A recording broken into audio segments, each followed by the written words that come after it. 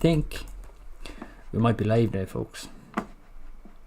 Apologies, had a bit of a stinker there trying to go live. I've also named it wrong, which is fantastic. Well done me for that. We'll edit that. Post going live. I will give it a minute or two for anyone who wants to join to join.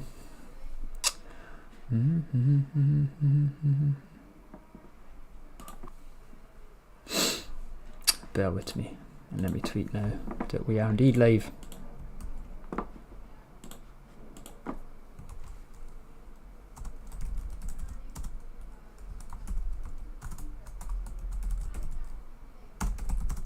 Come join.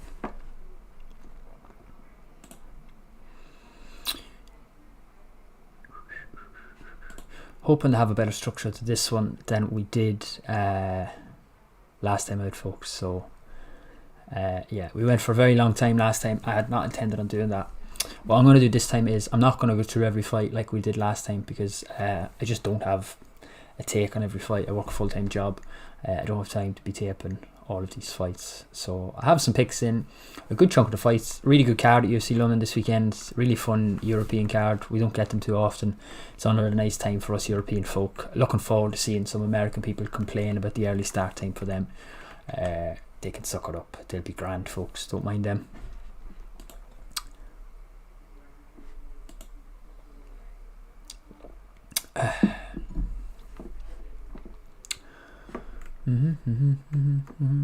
I will wait another minute or so and then I will start from the top. Alexander Volkov v Tom Aspinall.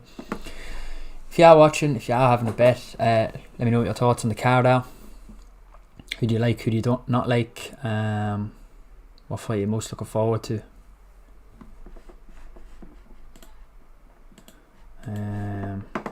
Where is the chat for anyone who would like to?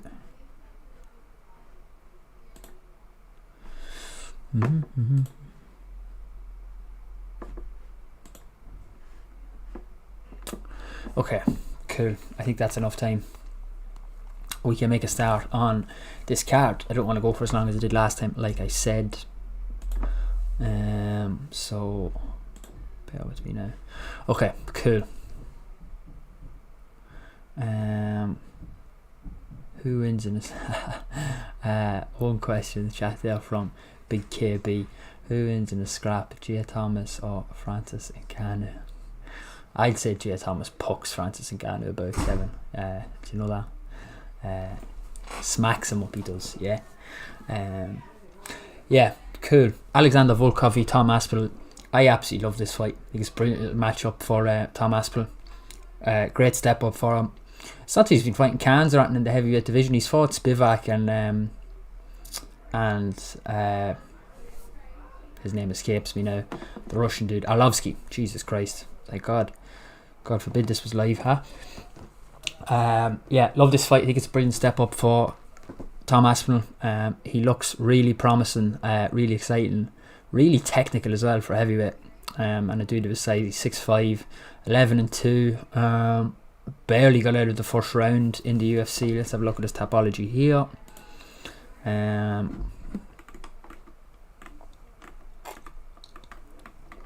So he has had 4 UFC fights, got out of the first round once against Arlovsky. I'm pretty sure he had Arlovsky almost finished in that first round as well. So yeah, I think his opponents, I was looking at this yesterday, I have a preview coming out on Paddy Power News now, probably tomorrow.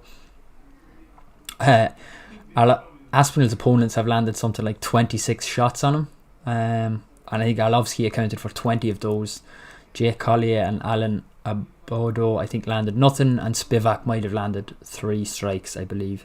So not a lot. I think one thing's for sure in this, Volkov will land a lot more strikes than those guys all did. Volkov's really experienced, really technical, been around a while, knows what the heavyweight division looks like. I think I get into the prices now in a second because that's obviously my area. Like, if you look at who Volkov has lost to in the UFC's heavyweight division, it's essentially just the top of the food chain. It's Derek Lewis, Curtis Blades, Cyril Gane. No shame in any of them, really. I mean, Derek Lewis knocked him out. Derek Lewis, I'm pretty sure, has the knockout record in the UFC's heavyweight division. Like, Derek Lewis can knock anyone out, so no shame in that.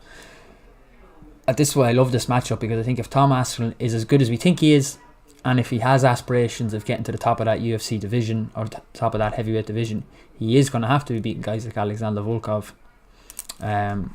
Like, Volkov's been in the UFC since 2016. He's fought the best of the best. Like, he was in Bellator for a long time as well. He's been around. He's fought 5-round fights before. It's not his first rodeo. I think that's a really important factor to consider when you're looking at the prices, which I am going to get into now via the lovely folk at Odds Checker. We are back working in decimals this week, folks, because anyone, they are just better. If you don't like them, it do be like that, don't it? The opening prices for this fight were Aspinall opened up around the 5-4 mark and Volkov around the 8-15 mark. I kind of thought they were fair prices. I think 5-4 was a decent reflection of the step up in class for Aspinall. It's his first 5-round fight in the UFC, first main event. Like, Volkov is a perennial contender up here. I think 5-4 was a pretty fair reflection of the questions you would have of Aspinall coming into a fight like this, which is obviously a step up for him. Now, would I want to back Alexander Volkov at 8-15 against Aspinall? Absolutely not. But what we have seen is the price has come in an awful lot on Aspinall. Not surprising. I think the home fans want to back that guy. Understandably so. He looks incredibly talented. You're now looking at him as short as 8-11 there, 1.72, which I couldn't have. I think that's a very steep price to be paying for potential, essentially. And that just wouldn't be for me. I'm sure you're going to see some guys tipping 8-11 books. You'd be doing well to see me tipping an 8-11 book, 1.72. It's just not the way I like to punt. It's not for me. I think Volkov there at 2.15, 23-20, that's a cracking bet, I think. To be honest, I kind of said this earlier in the week, I don't expect Volkov to drift too much further out.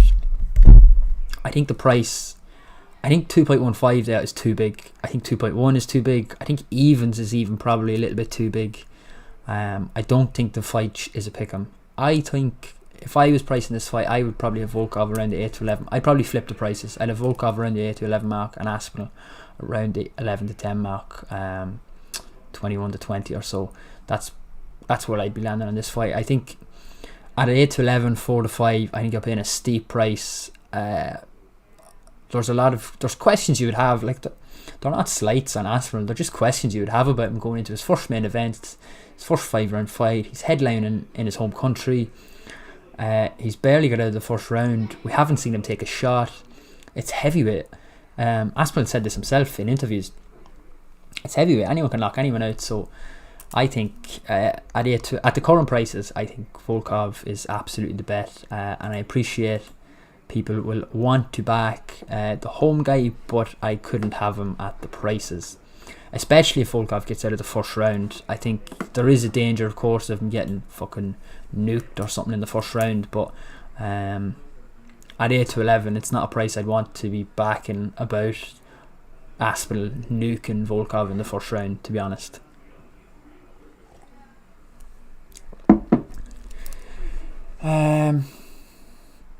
Where are we? Let me get my notes up here. Yeah, I think you're going to see Volkov. It's only a 2-inch reach advantage, I think. Do I have it here? 1 second now.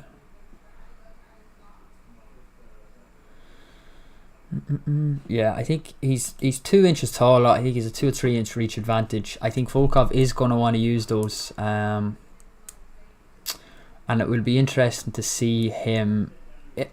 I just want to see someone land a meaningful shot on Aspinall. We haven't seen it. I think it would be really interesting to see what happens. It's heavyweight. I think Aspinall will want to keep the fight at a distance. Not at a distance, sorry. On the inside is what he's going to want to do. He will want to use his knees, his kicks. He'll be attacking the body, I presume, lowering the hands, coming over. I mean, Dan Hardy made a great point on his War Room, which is a fantastic resource that you should definitely watch if you are betting on fights. Aspinall's, you can see Aspinall throwing, he has thrown it before where he will throw a knee to bring a hands down and then he'll come with that overhand right. And with a tall guy like Volkov, that shot makes a lot of sense, or that combination makes a lot of sense. It could be very useful against a tall guy. I mean, I think that's how we've seen tall guys fight Volkov before. And in fairness to Volkov, he does a really good job of fighting like a tall guy and making use of his reach advantage, which I think will be very beneficial to him here. He's not Stefan Struve, who was, what was Struve, like 6'11 or 6, he was 6'9 or 6'11 or something, and he fought like he was 5'7. Dude at the fight IQ of a fucking rock or something. So I think if Volkov's going to want to make use of his height and reach advantages, Aspinall is going to want to take it on the inside and try and break Volkov down that way. Anything in the chat? Rob Palin, how are we, Rob, my man? Great to see you. Like I say, any questions, any thoughts? If you're watching the fights, let me know. Any bets, let me know. What fights you're most looking forward to, please do share. Last call on this fight. Love the matchmaking. I think it's a brilliant step up fight and potential coming out party for Tom Aspinall. I'm really high on Aspinall. I know I'm backing against, it's not that I'm picking against him. I think the prices are a little bit out of line here. I think Aspinall has the potential to be a really, really good heavyweight at the top of this division. But given what I spoke about already and the questions I would have about him, they're not questions. I'm not slighting Aspinall here. But 8-11 for the 5 is a really steep price to pay when you don't know how he lasts over 5 rounds. You don't know how he takes a shot. And at heavyweight, I think those questions are even they're just even more prominent because anyone can knock anyone out at heavyweight. And I think 2.15, 2.16 there on the Betfair Exchange. The pictures haven't loaded there. I will refresh that for you. Yeah, I think 2.15, 2.16 in the Betfair Exchange. Fantastic prices. More than happy to get involved there. Wouldn't blame you if you wanted to wait until fight night, because I do expect a lot of these British fighters, I'll chat about it more generally in a bit, but a lot of these British fighters have been backed in as the week has gone on, and I would expect it to continue somewhat as well. So if you wanted to back anything evens plus on Volkov, for me is a good solid bet. Like I said, I'd have Volkov around 8-11 and Aspinall around the 11-10, 21-20 mark. So that's where I land on it. Please do share what you think. I don't have any thoughts before I leave this fight. I already said I was going to leave it, but yeah, I don't really have any thoughts on win markets or any props. I mean, if you're backing Volkov, if you kind of don't fancy total rounds is set over under 3.5, I don't hate that over 3.5. I mean, if that feels quite a high line, I wouldn't mind a look at 2.5 or something like that. Popular bet builders. Oh wow, that's glitching out, isn't it? We'll now have a look at that.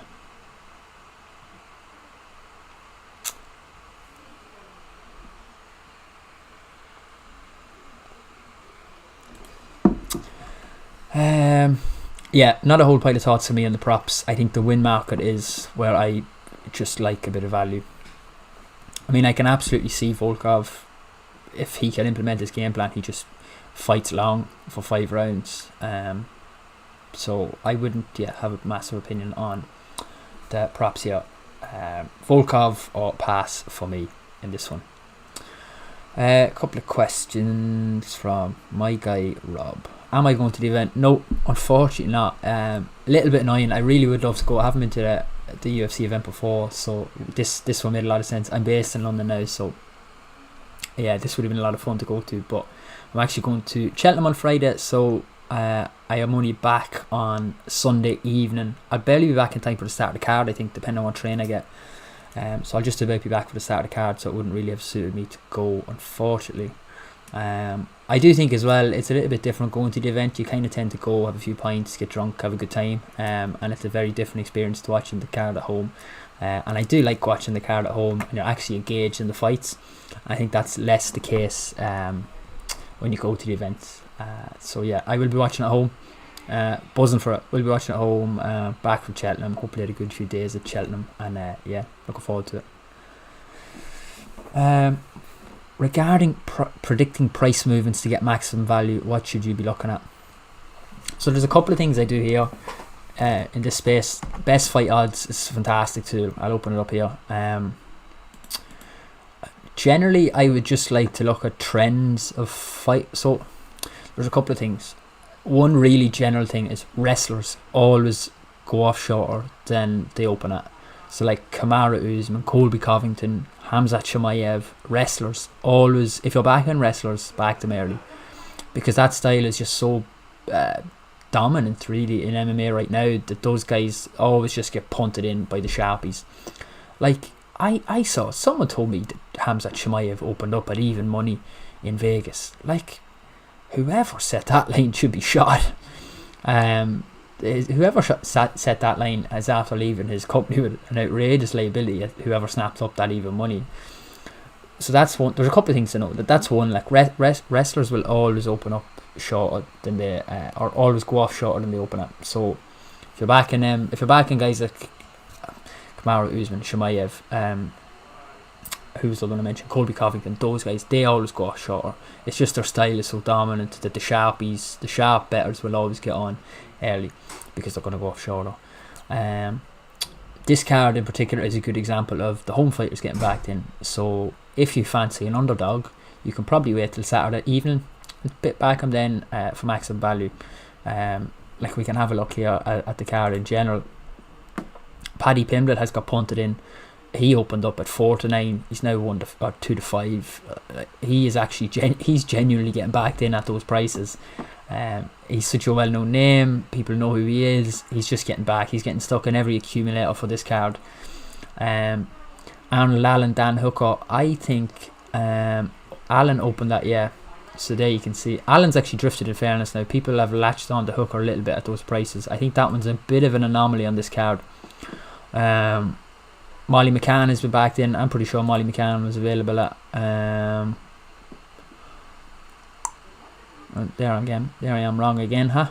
That one's a pick 'em basically. So there you go, wrong again. I get one of these right, folks, bear with me. Yes, Paul Craig is now a pick 'em. I'm right on this one. These are American odds. Bear with me now. You know, all these wrong. Fucking hell. Where's Paul Craig? Paul Craig opened his favourite in this fight, which is actually a bit mad. But yeah, he's actually drifted out. But this isn't proving my point at all, is it? There was a fight. Mike Grundy. There we are. There's one who's got punted in. Mike Grundy opened up at 10-11. Fight was a pick'em.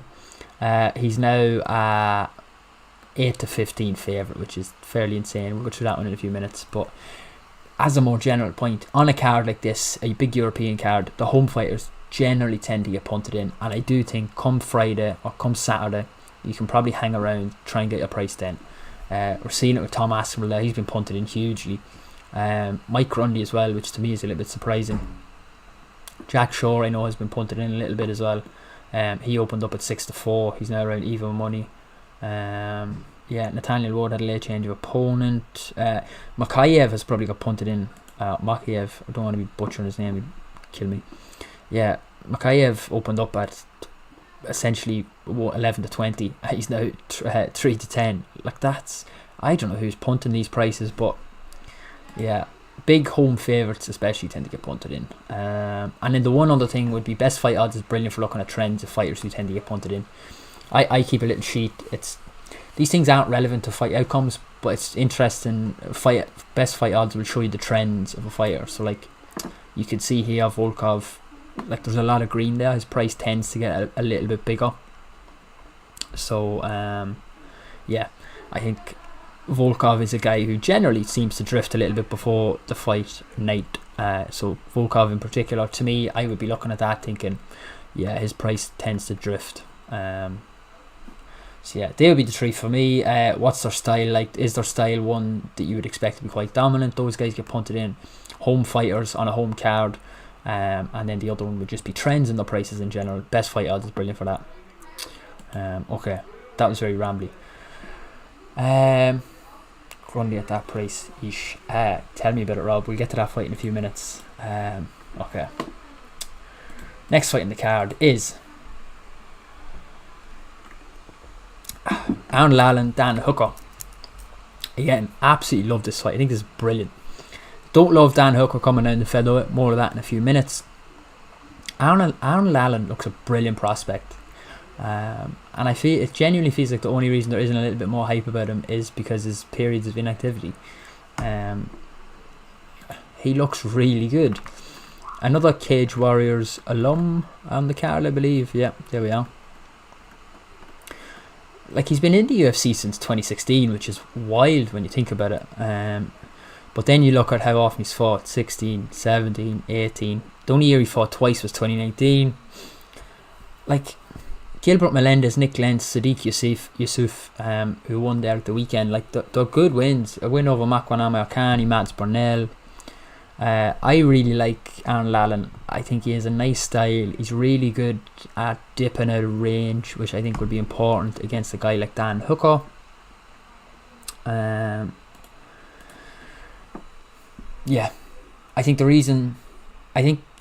Allen has a right chance here. The fight's a pick'em. It's this fight has changed a lot odds wise.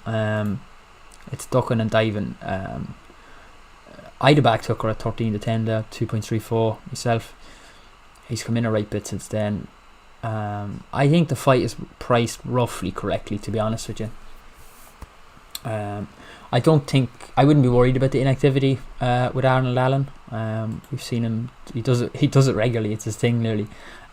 So yeah, it's not something I'd be worried about. What I would be worried about is Dan Hooker, or Daniel Hooker, as best fight odds like to call him. Yeah, my big worry on this fight is Dan Hooker at featherweight. He's been on Ariel's show this week saying how he thinks featherweight is his weight class. The weight cut's been great. He's retained all his fight power, or his punch power, according to the UFC PI stats. And while I don't think, I totally believe that he's done the tests in the PI, that he can make the weight and make it safely. I don't think they'd let him do it if he couldn't make it safely. I think you pay a price. Like, he's a tall, long, lean guy, Dan Hooker. I think lightweight was his weight class. I think you pay a price in cutting that extra 10 pounds. I think I seen the other day that he was roughly 162 on the scales. He put a video up. Like, he's going to make 146. That's 16 pounds to cut. Like, I don't doubt that he's going to make the weight. He looks like a crackhead in some of these photos. Fight week, he looks not gaunt, but his jaws are met. Like, he's going to pay a price. I think at 10-11, I wouldn't be backing him to last 3 rounds at featherweight getting hit. He's quite hittable, Dan Hooker. I'd expect Arnold Allen to have no issues hitting him. I think I have some stats here and that for that article that will be out tomorrow. No, I don't. Anyway, Dan Hooker is hit, but we've seen Dustin Poirier hit him, Chandler minced him, Felder hit him. Like, he's very hittable. I think Allen's going to be able to find him. I don't think there's going to be any issues there. Like, you have to consider now, at 10-11, can he make the weight? I think he can. I have no issues there. Can his chin hold up? You're getting 10-11 about his chin holding up. Don't love that. You're getting 10-11 about his cardio not being, or being there. Don't love that. We've seen him fade towards the back end of fights at lightweight. Dustin Poirier, he won the Felder fight. He was tired then. They were wars. He likes a war, Dan Hooker. He's been in a lot of wars, Dan Hooker. I think 10-11 at a weight class 10 pounds lower is a very steep price to be paying for questions, really pertinent questions like those that we don't know the answer to. His last fight at featherweight, I keep mixing up the weight class, I'm sorry. I'm free rolling here. I believe this was his last fight at featherweight. Jason Knight, like a unanimous decision loss to Jason Knight at featherweight. That's a cuttable offence in itself. Like, not to slander Jason Knight.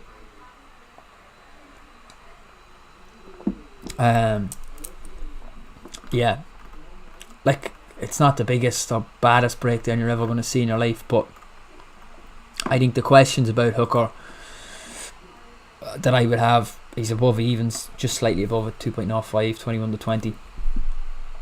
I don't think it's a value price considering questions, weight, chin, cardio. Like, his body's going to be softer. He's going to be more hittable with body. Those body shots are going to hurt a little bit more when you're cutting that extra 10 pounds.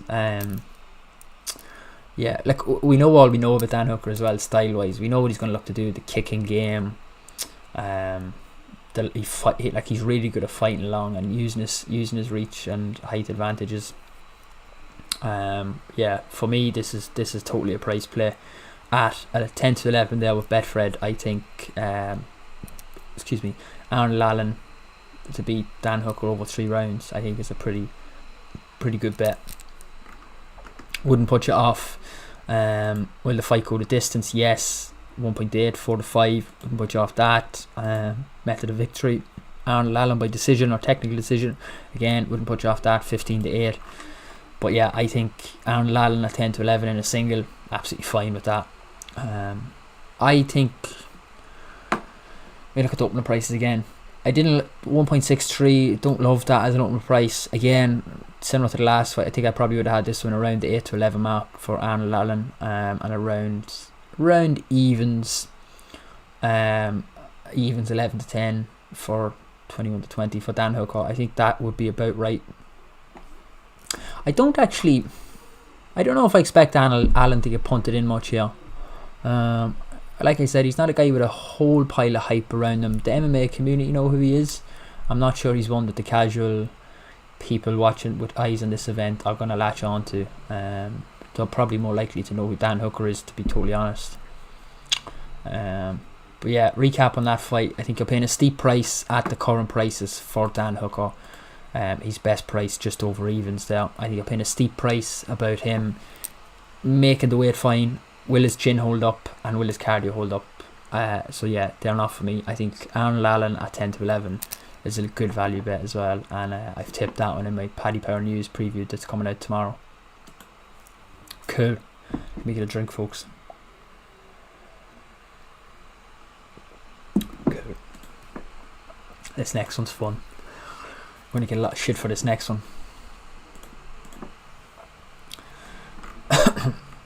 Paddy Pimblett and Rodrigo Vargas. Oh wow, we don't want that ad.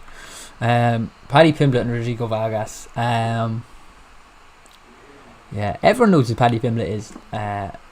Really good personality, absolute lunatic. Let's have a look at the prices. Hear me out, okay? Hear me out. Rodrigo Vargas at 4 to 1, or Rodrigo Vargas by KO at 7 to 1. Wild prices at 11 to 1. There you go. Wild prices, yeah. Anyone who watched Paddy Pimblett's debut, anyone who's watched Paddy Pimblett in Cage Warriors, he's had his chin in the air for a long time.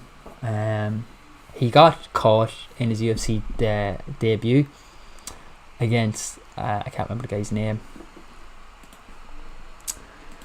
Luigi something, was it? Luigi in my head. Luigi Vendramini. Yeah.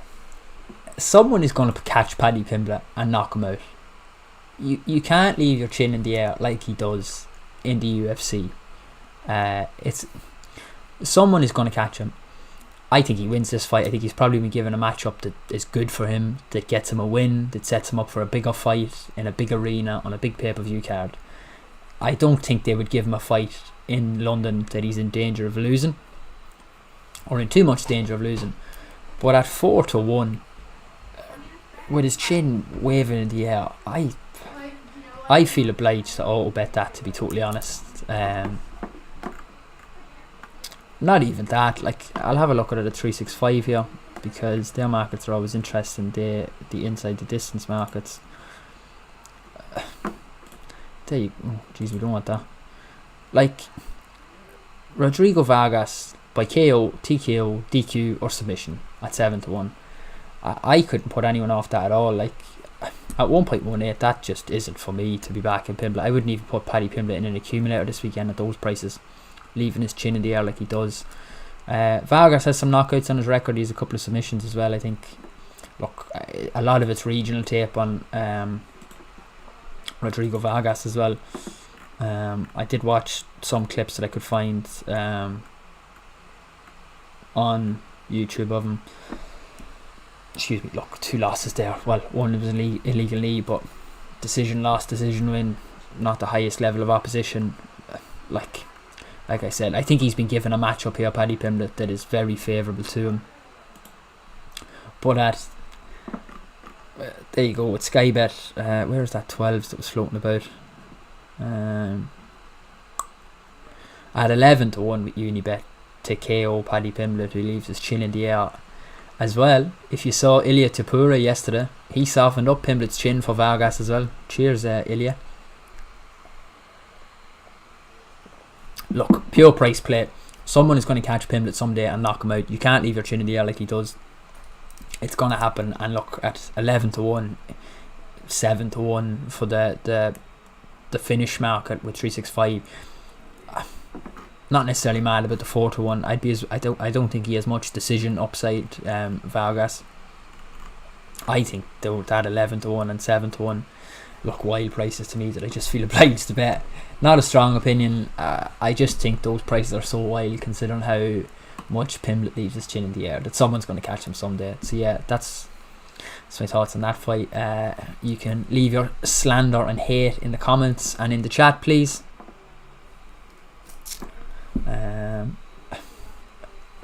It's just a price that's too big. And if I'm not betting at 11-1 on a guy against a guy who leaves his chin in the air, what are we doing here? You know. That's all I have to say on that fight. I think Pimblett's probably been given a matchup that's favourable to him. But at 11-1, leaving his chin in the air, I'm happy to have a bet against that. Rob tempted to go against Pimblett too. Let's go, Rob. Make that money. Like €5 at 11-1 on Pimblett being KO'd. I couldn't put anyone off that at all. Okay, I'm not going to go through every fight like we did last time because I don't have opinions on every fight. Gunnar Nelson, Takashi Sato is a late notice replacement for. Oh, excuse me. Apologies, folks. I'm drinking fizzy drinks, so it makes me burp. Gunnar Nelson, Takashi Sato, late notice replacement for Gunny. Don't know a lot about him. Gunny's coming off a long layoff and is very short in the betting, so wouldn't be hugely inclined to back that. Molly McCann, Luana Carolina. Jesus Christ, that shouldn't have been that complicated. No bet on this one. Molly McCann is a warrior. Good character too. Her and Paddy are good characters together. Wouldn't be inclined to bet, although she loves a tear up, an absolute tear up. And just, I think at the current prices, yeah, she's a fav. I don't hate the price. If you want to put in an ACK or something, I can see a world where she has a tear up, wins a split decision or something like that. That's the kind of fight she loves. So yeah, no major opinion on that for me. Jai Herbert, Ilya Tupuria, who, as we spoke about, is after softening Paddy Pimblett's chin up for Rodrigo Vargas. Big ups to Tupuria for that. Our 11-1 fancy appreciates that. Tough matchup for Jai Herbert here. I don't think he's much of a betting prospect as an underdog. What are we looking at? Yeah, getting over 4-1. Yeah, it's not for me. I think Tupuria looks really good. I'd love to see that Pimblett fight down the line. They had a bit of a tear up. If you haven't seen it, go have a look at it on Twitter. But yeah, not much of a betting prospect in that fight for me. Tupuria probably wins. Okay, this next fight, I like this next fight, and I'm going to go through why now in a second. I'll take a sub. Okay, Mike Grundy, Makwan Amirkhani, folks. I can't have Mike Grundy at 8 to 15. That is a scandalously short price. Where are we? Mike Grundy as short as 4 to 7. Excuse me. 4 to 7, 8 to 15 there. Like, that is scandalous. Let's have a look at Mike Grundy's topology here, who he's fought. He has fought Nad Narimani, who is the only knockout on his record. He knocked him out a couple of seconds after being rocked himself. Very meh fight. Lost to Evloev, who looks very good in fairness. And then lost to Lando Vannata, which isn't the best loss to have on your record. I watched all 3 Grundy's fights this week when I was taping this fight. I watched some of his older fights as well, what I could find. I think there's a couple of them on UFC Fight Pass. Again, UFC Fight Pass, another brilliant tool. If you are betting on fights, you have to have that for research purposes. Don't be stingy, just pay the fucking thing. I can't have Grundy here this short. Jesus Christ. I'd want 6 to 4 to be back on Grundy here, to be totally honest. I have some stats in my preview. I'll go through them here. Both guys are going to want to take this to the ground, right? Grundy's a freestyle medalist, or a bronze medalist in freestyle wrestling. I think it was 2014 Commonwealth Games. If you watch his fights, I don't think he does enough with his takedowns. He will get takedowns. He shoots, I think, roughly three and a half takedowns a fight per 15 minutes, according to the UFC stats website. Amir Khani lands more takedowns and at a better percentage than Grundy. I think both guys are going to want to take it to the ground. I think Amir Khani is much slicker and better and comfortable on the ground. Grundy offers up a submission threat of 0.1 according to the UFC stats website. Amir Khani's, I think, is around the 1.1 mark. Yeah, 1.1. So almost triple that of Grundy's. Like, he's much more of a submission threat. Grundy hasn't thrown up a lot of submissions in his UFC career. There's one dart choke in one of these fights. I can't remember that sticks in my mind. I don't think he does enough with his takedowns. I think you see a lot of guys bounce back up from his takedowns. He doesn't get the control time that he needs to win minutes and to win rounds. He doesn't land enough shots with his takedowns. He doesn't get the ground and pound in. His striking is really average, I think.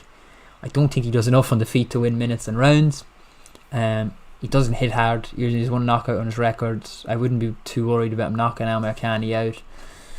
I mean, the knockout he got, your man had just rocked him and kind of went after the knockout, and the fight turned into a bit of a fucking clusterfuck, and he caught him and he knocked him out.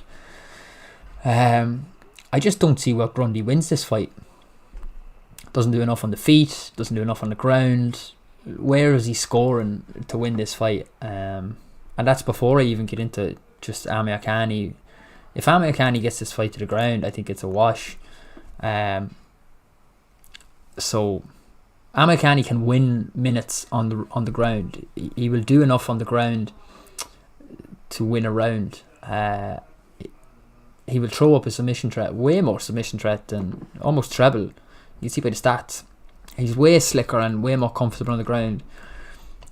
This isn't the best description ever, but like, Grundy just feels, when you watch his fights, he just feels clunky on the ground. Like, he's not totally, I don't think that style of wrestling translates wonderfully to MMA. If you look at Makwan Amakani's, this is a huge step up, I think, as well, for Mike Grundy. Like, if you look at Amir Khani's losses, a lot of them are at the top of that. I believe this fight is at featherweight. Yes, a lot of Amir Khani's losses are at the top of that featherweight division, like Barboza, Shane Burgos, Aaron Lalin. That's back to his fucking regional days. But like, look, these are, Lerone Murphy looks a prospect as well. Yeah, like, his losses are to the top of that featherweight division, the top of the food chain. So I think I'll have a look at the prices now, but Makwan Amirkhani at 6-4. Like, I think that's huge. This is my bet of the night now, to be honest. Makwan Amirkhani to beat Mike Grundy at 6-4. I couldn't have Mike Grundy at those prices. Like, we'll have a look at Grundy's closing prices and stuff now if you want. Because I think it's relevant to look at Grundy's closing prices against lesser opposition than Amirkhani. Where are we now?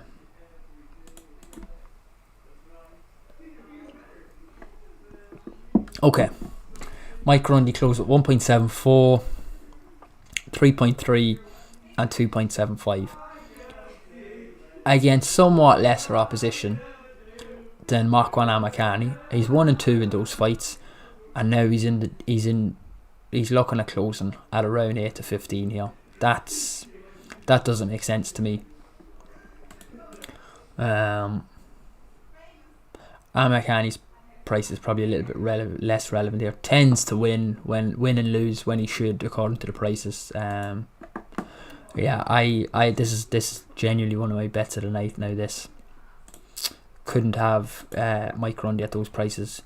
I think if the fight goes to the ground, Amirkhani's happy to stay there for the duration of the fight. We've seen Grundy struggle to hold his takedowns and get that control time and be dominant.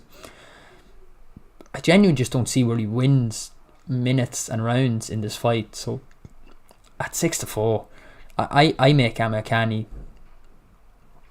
I wouldn't flip them. I would probably have Amirkhani around the 4-6 mark here, which would make Grundy around 13-10 or so. But yeah, that's. I've seen nothing from Grundy to make me think that he outstrikes Amirkhani. I don't know who Grundy outstrikes. I've seen nothing to make me think that he beats him on the ground. I feel bad saying all this now as well, because I've seen this stuff today in the media about his dad and stuff. A fucking tough story as well. So a tough story as well. Like the motivation is absolutely going to be there for Grundy, no doubt about that. But you bet with your head, not your heart. You bet with tape. You bet on stats. You use all this stuff to accumulate like knowledge to determine what value is, and I just couldn't have Mike Grundy at the price of 8-15. I think that's so short and so out of line. So for me, Makwan Amirkhani, for all the reasons outlined, I think he's more comfortable on the ground. I think he's slicker on the ground. I think he's probably better on the feet as well. And I think he's fought better opposition. He's been in there with better guys. He's more experienced. I just think for all those reasons, Makwan Amirkhani at 6-4 is an absolutely brilliant bet. My bet of the night.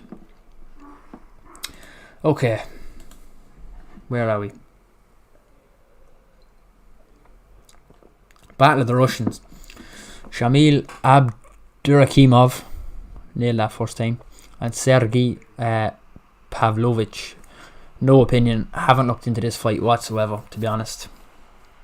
Nikita Krylov, Paul Craig. A really fun fight. Krylov probably. I mean, it's kind of the running joke of all Paul Craig fights. It's his opponent or Craig by Hail Mary submission, isn't it? I'd love to see Paul Craig get a title shot at some point. I think he said he's going to fight for 2 more years because of what the pandemic has taken away from him. I'd love to see Craig get a title shot. Could well get it with a win here. Again, I haven't taped this fight because the odds just didn't stand out to me massively.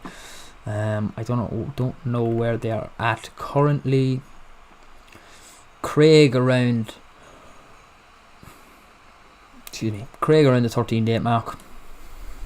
Fair enough, probably. Like I say, I haven't taped this fight or done much research into it. Craig around 13-day probably feels right. But yeah, no opinion from me on that one. Jack Shore, Timur Valiev. Really like this fight. This is a good one. I'm always really impressed by Jack Shore every time I watch him. Like, his performances always stand in my mind. I think bantamweight's the most stacked division in the UFC right now. Like, that division is a killer's division. So I think to stand out as a prospect in that division is really impressive. by the same token, Valiev looks fucking very good. I watched his UFC fights and some of his regional tape there again. I say regional, he was fighting the PFL and World Series of Fighting for a long time. I think Valiev looks really good as well. Really slick, solid, hard puncher. So this Trevin Jones fight, right, he was beating Trevin Jones up. His body work was savage. His kicks were savage. His head work was savage. Really, really slick striker. And he got caught. Got caught with a punch. It's a no contest. He got caught in that fight. He got knocked out. The fight was really no contest because Trevin Jones had weed in his system. Weed doesn't make you a worse fighter or a better fighter. So, sorry, if anything, it makes you a worse fighter than a better fighter. So, this should be a loss on Trevin Jones' record or on Timo Valiev's record, in my opinion. That's the main danger here for Valiev, in my opinion. I think this is the toughest fight that any of these British guys have been matched up with here. To be honest, I think this is one of the best fights on the card. I think we're going to see a really high level fight here. And I'm bigging up both guys here because I don't have a bet on this fight. I'm looking forward to just watching this one. I think Jack Shaw 11-10, Timo Valiev at 5-6. I think you could easily flip those odds. I have no issue with that. No betting opinion on this one for me. This is a really good fight, really well matched fight. I'm looking forward to it. Tune in, Jack Shaw. If you're looking to enjoy some fights and some really technical fighting, Jack Shaw is really fun to watch, really enjoyable. So yeah, go back and watch his stuff. I think if Jack Shaw can get the win, I think he can do a lot in that bantamweight division. Valiev looks a problem, but yeah, like I said, no bet on this one for me. I think enjoy this fight. I think it could be a good one. Where does that bring me?